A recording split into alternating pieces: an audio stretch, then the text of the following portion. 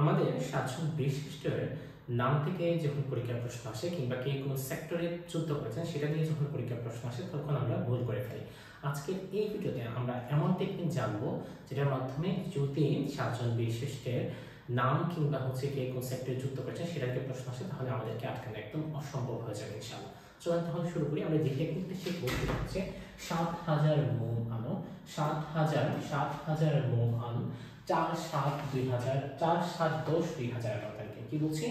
৭০০০ মোম আন ৪-৭-১০-২০১৮ তারিখে। প্রথমে সাত মানে হচ্ছে সাতজন বীরশ্রেষ্ঠ, তারপরে হচ্ছে হাতে হচ্ছে হামিদুর রহমান যিনি যুদ্ধ করেছেন এই যে প্রথম চার নাম্বার সেক্টরে যিনি যুদ্ধ করেছেন ৪ নাম্বার সেক্টরে।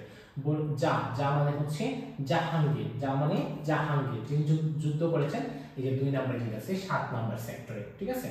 জাহাঙ্গীর যুদ্ধ করেছেন ৭ নাম্বার সেক্টরে। ১০ সেখানে কি পরে হচ্ছে র মানে হচ্ছে রুহুল আমিন যুদ্ধ করেছেন যে ১০ নাম্বার সেক্টরে র। তারপরে হচ্ছে মো মানে হচ্ছে মুস্তফা যুদ্ধ করেছেন ২ নাম্বার সেক্টরে মো, ঠিক আছে। তারপরে হচ্ছে শূন্য সেক্টর মানে কি? মানে হচ্ছে মতিউর রহমান কোন সেক্টরে যুদ্ধ করেন, ঠিক আছে। মতিউর রহমান কোন সেক্টরে যুদ্ধ করেন। তারপরে হচ্ছে লাস্টে হচ্ছে ন মানে হচ্ছে গিয়ে নূর মোহাম্মদ শেখ যিনি যুদ্ধ করেছেন ৮ নাম্বার সেক্টরে। আচ্ছা, এর আগে হচ্ছে আতে হচ্ছে গিয়ে আব্দুর রউফ যিনি যুদ্ধ করেছেন হচ্ছে ১ নাম্বার সেক্টরে। আশা করি এখান থেকে যদি প্রশ্ন আসে তারপরে আমরা আরেকবার হচ্ছে জিনিসটাকে বুঝিয়ে ফেলি।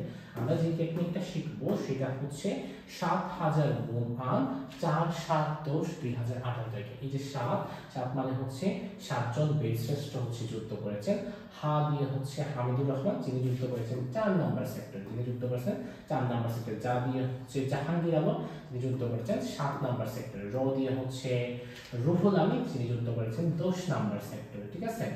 ওকে, তারপরে হচ্ছে মধ্যে হচ্ছে মুস্তফা কামাল যিনি যুদ্ধ করেছেন হচ্ছে ২ নাম্বার সেক্টরে, যিনি যুদ্ধ করেছেন ২ নাম্বার সেক্টর। তারপরে মধ্যে হচ্ছে মতিউর রহমান যিনি যুদ্ধ করেছেন শূন্য মানে কি কোন সেক্টরে তিনি যুদ্ধ করেছেন। তারপরে আতে হচ্ছে আব্দুর রউফ যিনি যুদ্ধ করেছেন ১ নাম্বার সেক্টরে এবং নতে হচ্ছে নূর মোহাম্মদ শেখ যিনি যুদ্ধ করেছেন ৮ নাম্বার সেক্টরে।